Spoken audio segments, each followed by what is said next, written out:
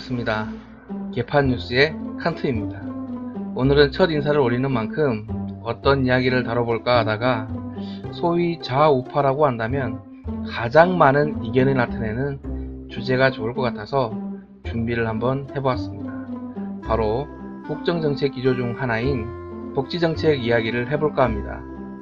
이런 부분을 한번 대대적으로 정리하는 시간을 가져보는 것이 좋겠다는 생각이 들어서 첫 주제로 문재인 대통령 집권 100일을 맞아 복지정책 이야기를 정리해서 올리기로 했습니다.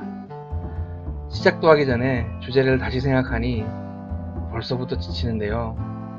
아주 긴 내용이 될 것 같으니 1부와 2부로 나눠서 해야 될 것 같습니다.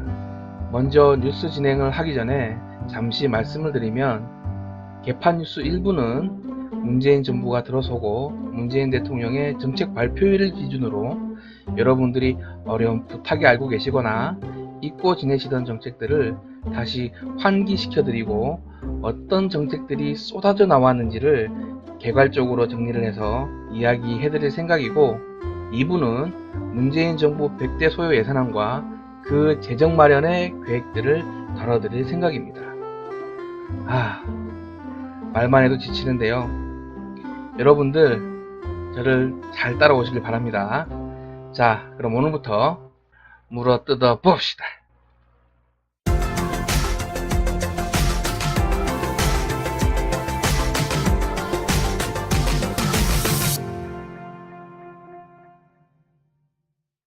앞서 이야기 드렸듯이 문재인 정부가 들어서고 어떤 복지 정책들이 발표되었는지 살펴보는 시간인데, 여러분들 꼭 기억해야 할 것은 모든 수치는 문재인 대통령이 발표한 정책들 기준입니다.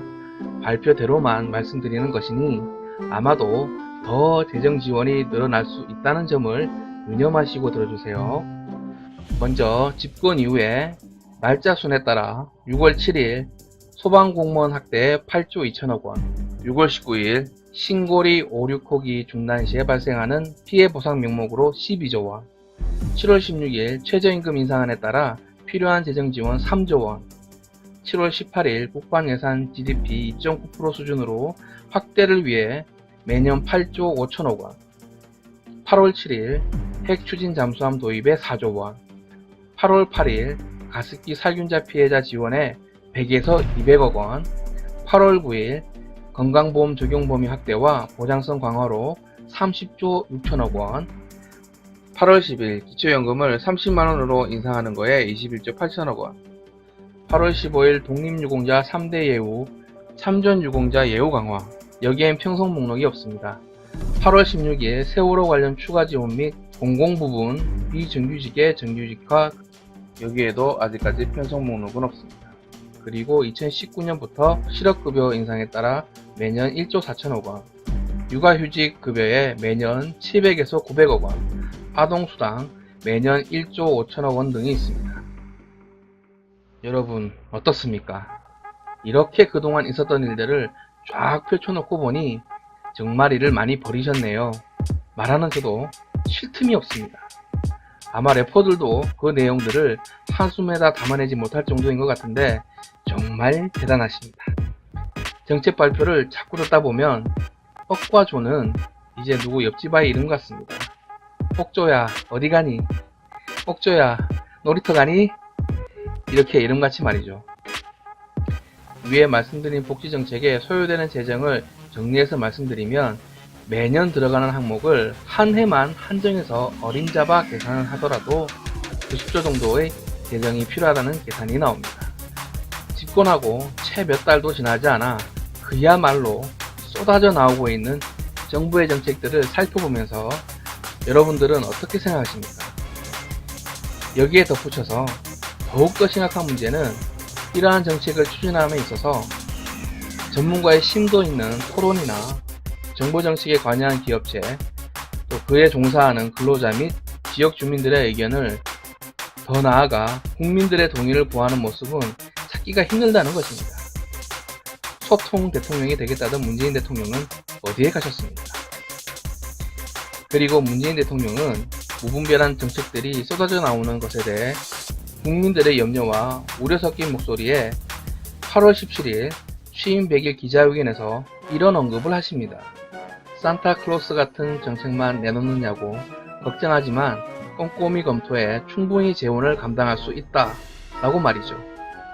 문재인 대통령님, 어떻게 산타클로스와 비교를 하십니까?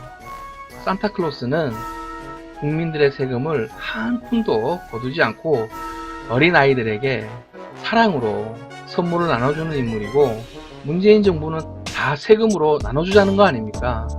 그리고 나눠주시는 것만 보면 산타클로스보다 더 상위 버전 능력을 발휘하고 계시는 것 같습니다. 어떤 분들은 제 영상을 보면서 아니 이 사람은 복지를 하지 말자고 하는구만, 이렇게 혹시나 곡해해서 들으실 분들을 위해 말씀드리도록 하겠습니다. 제가 생각하는 복지는 자본주의 사회를 살아가면서 그 자본에서 이탈된 사람에게 사람이라면 응당 누려야 할 최소한의 삶을 보장해주기 위해 필요한 사회제도라고 생각을 합니다. 공짜로 이것저것을 나눠주는 백지수표와 같은 것이 아니다라는 것을 말씀드립니다.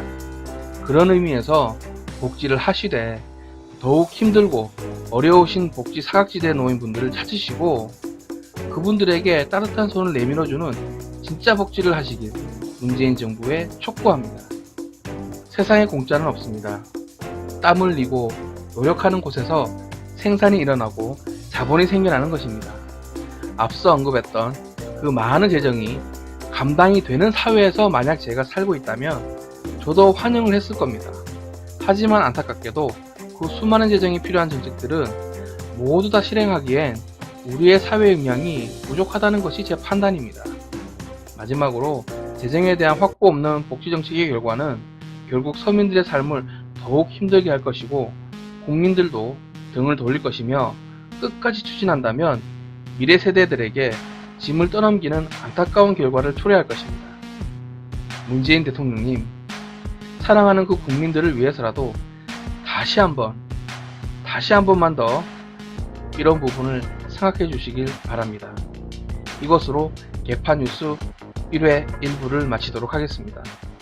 1부 영상을 끝까지 시청해주신 시청자 여러분, 감사하고 고맙습니다.